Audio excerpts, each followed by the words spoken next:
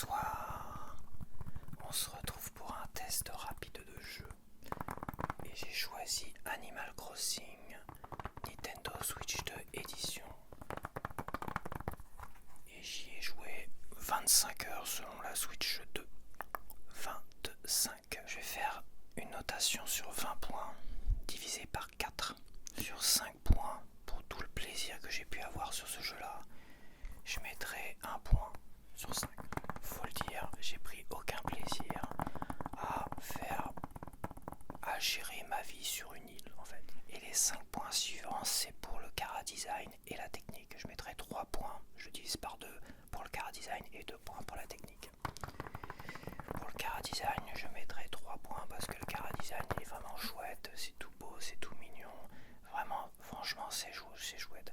Pour la technique, vu qu'on est sur Switch 2, pourquoi être en 30 fps? Donc c'est pour ça que pour la technique, je suis un peu mitigé, je ne mettrai que 1 point. Donc ça fait 4 points plus 1 point pour la première partie, ça fait 5 points sur 20. Pour les 5 points suivants, c'est vraiment sur le côté intérêt, scénario et intérêt à poursuivre le jeu. C'est-à-dire un roguelike, il faut que ça soit intéressant d'essayer de progresser, d'essayer de battre, d'avancer, tout ça. Là, sur ce jeu-là, est-ce qu'il y a un vrai scénario intérêt à avancer?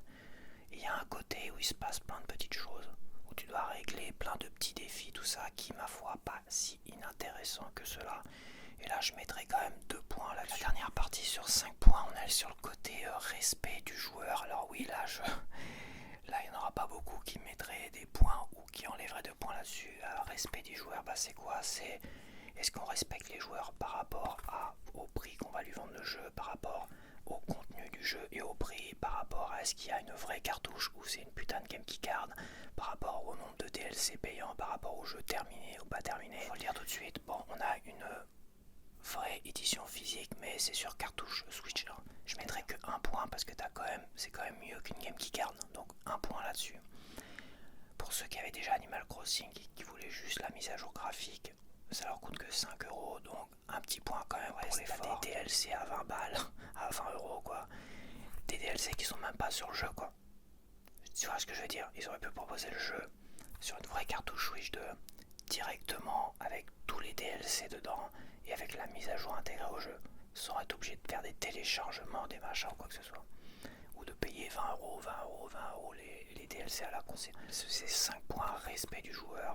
Je ne mettrai que 2 points, donc 10 sur 20 pour Animal Crossing Nintendo Switch 2 édition. Allez, bye bye.